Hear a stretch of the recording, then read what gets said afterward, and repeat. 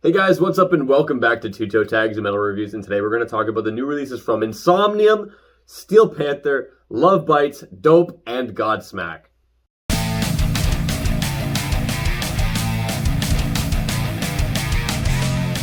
So that was a big mouthful of band names. We got a lot to talk about today, and I'm going to start by talking about the last album I looked at today, which was Lighting Up the Sky by Godsmack. And I'm going to be honest, I just want to get this out of the way. Godsmack is a band that, I've gotten into plenty of early 2000s, kind of new metal, era bands. Godsmack is not really one of them. I've heard a bunch of their stuff, over the radio and stuff. They're popular, of course, but I never really did any kind of deep dive myself into them. So basically all I've heard is just stuff I've heard from the radio, and I liked what I heard. But coming into this album, I'm like, okay, it's Godsmack, let's see what they got, and it really just didn't do much for me at all. To me, from my perspective, also being the last album, so I already heard all these other albums beforehand, so it might have been a little bit fatigued, but it kind of just felt like I was listening to a rock album with the Godsmack vocals on it that kind of made it sound like Godsmack, I don't really see myself really wanting to put the album on again. It's just it was just there. I didn't really have anything to say. I just kind of had it on okay, that's just kind of it. There wasn't really anything to me that stood out. It was just there. Yeah. That's how I felt. There was a point of time in my life where I loved Godsmack. They were one of my top bands. And this is probably when Awake came out, which I think was 2000 or 1999, somewhere around there. Mm-hmm. The self-titled album, which I think was 97 or 98, they're all around that time. Loved this band back then. Then the third album came out, which I think was called Faceless or something like that. It just fell off the map for me from then on. I don't know what exactly happened, but I could never get back into them after that. So I listened to this album today, and I thought, okay, yeah, this sounds like the Godsmack I remember from the third album on. But it doesn't sound like the Godsmack on the first two albums. Not that it sounds that much different, but there was a grittiness that they had before, a little bit more aggressive, and that just wasn't there. The key draw to this band for me, still, if I'm going to listen to it, is Sully's voice. He's got a great voice. It's unique sounding. Very identifiable. It's identifiable. But I'm with TV Fish on this. I don't think I'm ever going to want to put this album on again. It didn't really do anything special for me. It's not bad. I think it's a good listen. But it's just, I feel like this band is not what they were when they started out as. They just don't have it. And they haven't had it for a long time, in my opinion. But I know that might piss people off because a lot of people out there are Godsmack fans. Maybe they like it. I didn't really feel it. Yeah, I do definitely want to check out the older stuff, because from what I've heard from the older stuff, I liked what I heard. So there's definitely something there for me to enjoy. I just haven't done the deep dive yet. Yeah.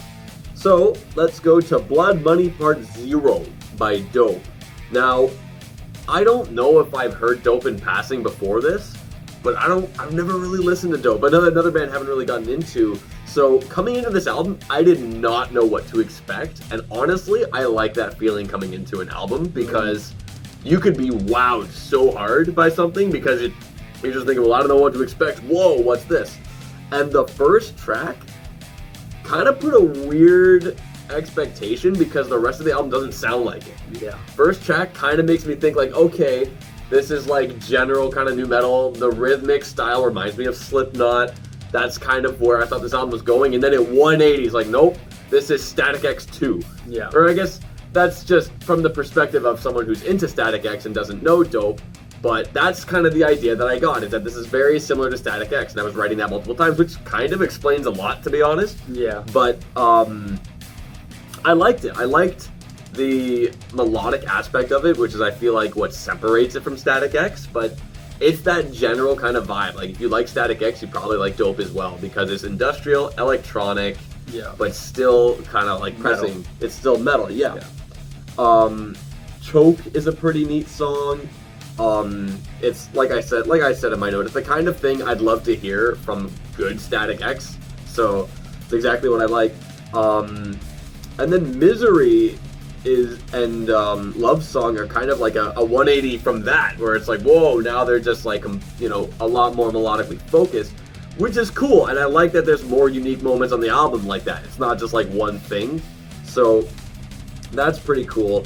But my favorite track on the album is probably Parasite. That entire song is just a banger from start to finish. Like, at first when I heard it, I'm like, oh wow, this riff is cool. And as the song is going, I'm like, nah man, this whole song is cool. So generally a pretty cool album. I generally enjoyed it. Yeah, I think a similar feeling with when the album opened and the opening track, it had like this fast double bass and this like riff heavy, and I'm like, oh my god, did Dope like get heavier? Because I've listened to them before, and I kind of like never really got too into them, but like I've dug their stuff here and there. I was like, oh my god, what is this? And then all of a sudden the song kind of just retracts on itself and becomes back to normal, what I normally know Dope does. I kind of got a little bit tricked and a little bit disappointed at that. But then, yeah, like T Fish said, it kind of falls into this like, you know, I guess you can call it typical standard what Dope does kind of thing. You mentioned Misery and Love Song. I'll talk about those as well because they both feature Drama Club, which is actually Edsel Dope's side project. That's the singer, by the way. So I felt like that was kind of weird. Love Song's also a cover song, The Cure. Oh, is it? Yeah. Oh, so, I wasn't aware. But that's kind of weird. Like, it's kind of like Slipknot featuring Stone Sour. Like, that's what essentially what it's like, right? So it's Dope featuring Drama Club, and both those bands are Edsel Dope's bands, which is kind of an odd thing to do. Overall, though, I thought the album was not bad. Again, I don't like saying negative things. It's not quite for me, right? If I'm going to choose a band like this, I'm going to go with Static X 10 times out of 10 because I just have liked Static X a lot more over the years than I've liked Dope.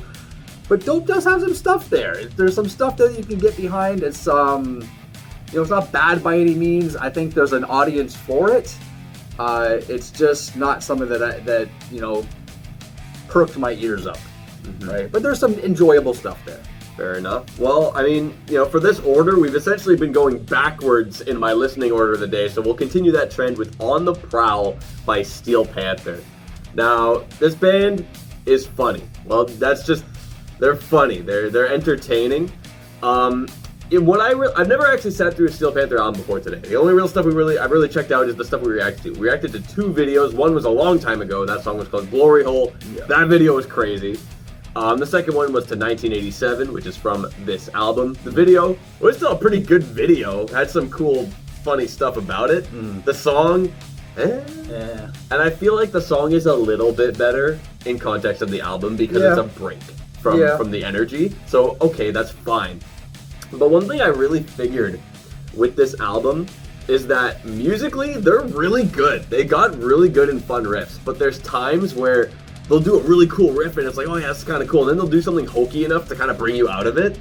But then there's some times where a song is just really funny. There's one song on your Instagram, which I thought was really funny.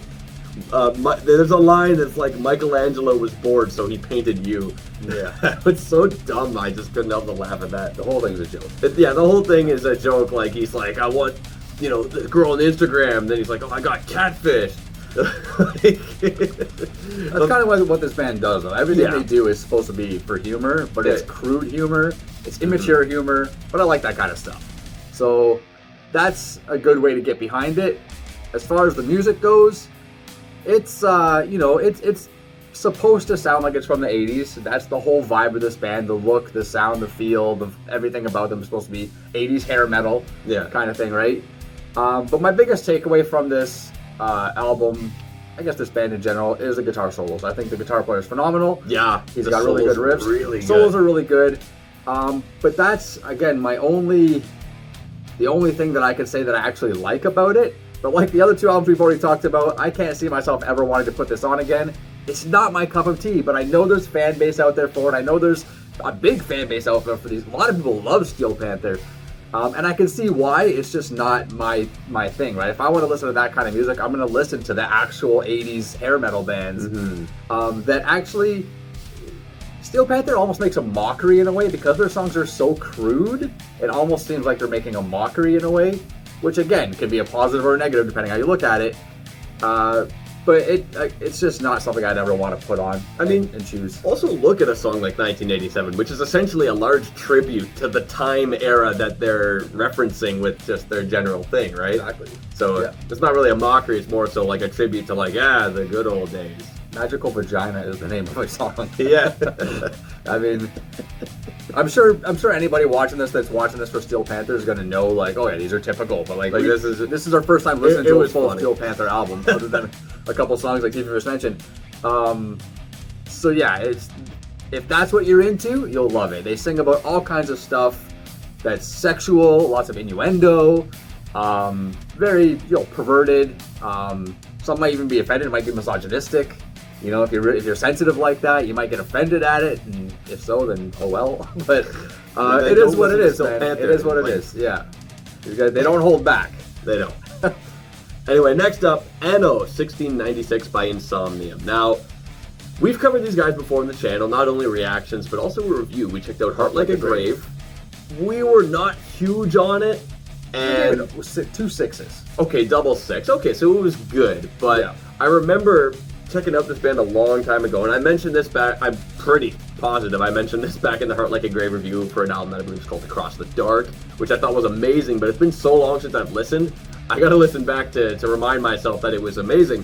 But I thought this album was pretty good, and you know, we reacted to 2 of the singles. The first one was White Christ, the other one was Witch Hunter, and White Christ grew on me. So I remember when we first checked it out, we're like, this is like fine, and then people in the comments ripped us up for that for some reason. Because we didn't love it. Like, okay.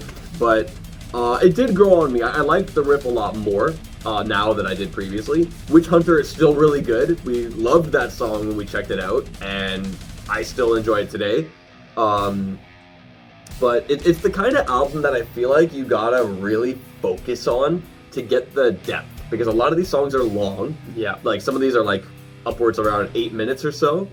But the riffs, I liked what I heard. And I'll probably have to listen to this album more to get a better scope of how I feel about it. Because listening to it once and not really being able to fully focus on it, I feel like does the album a bit of a disservice because of how much this band likes to pack into their music.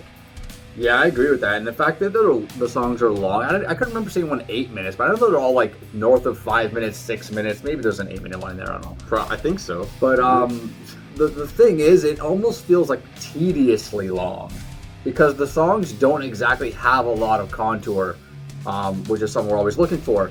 And an example of this is the opening track. It's like 2 minutes and 30 seconds before the song actually starts getting into it, and the song's about 6.5 minutes long. That's a long intro for a track, and it's like riding a riff or something like that, and just doing a couple little things before that drums start kicking in. The song actually gets into gear. I guess in that case, it would be better to have those first 2 minutes as an intro track. Have it as an intro track, or cut it down to 20 or 30 seconds. Like, there's no need for it to be 2 minutes and 20 seconds. That's just a personal gripe. But that's the kind of thing that will bore me from listening to an album. Now, I wasn't bored listening to this. I thought it was pretty good. But if I was to listen to this repeatedly or multiple times, I think I'd get bored pretty quickly. I think this is the kind of album that, like, if you really want to go to sleep, you could put this on and snooze. And I'm not saying that like it's a bad thing, like it's boring, but it's too mellow. It's like, you know, people say melodic death metal, some people say mellow death. This is like mellow death, but it's not mellow as in melodic, it's mellow as in chill. Well, that's how I see it. I wouldn't say it's like a relaxing album, but I will 100% relaxing. More so kind of like, I don't want to say droney, but it's that kind of thing where they just ride on a riff. And I feel like the strength of albums here for this band, because this is kind of what they do, is how good these riffs are. Yeah. If the riffs aren't happening, then the album doesn't really do much. But if the riffs are, you can just ride on this one riff for like 3 minutes and not care. You know? As far as actual songs that did stand out to me, Godforsaken, track number 3, it had a feature Johanna what was it? Something? I don't know. I got scribbly notes. Anyways, it featured a woman. I don't know, I'm bad. But this track was pretty cool, not only because of the feature, but it had some other elements in it, and I don't exactly know what they were. It sounded like some Middle Eastern type of vibes or some Indian type of influence in there, just at certain parts, which I thought was kind of cool. Track number 4 was called Lillian. This was a highlight track for me because it kind of sounded more like the type of melodic death metal that I do like, which is kind of like Amon Amarth, that kind of mellow death, a little more aggressive, a little bit more punchy. So that song stood out to me for that reason.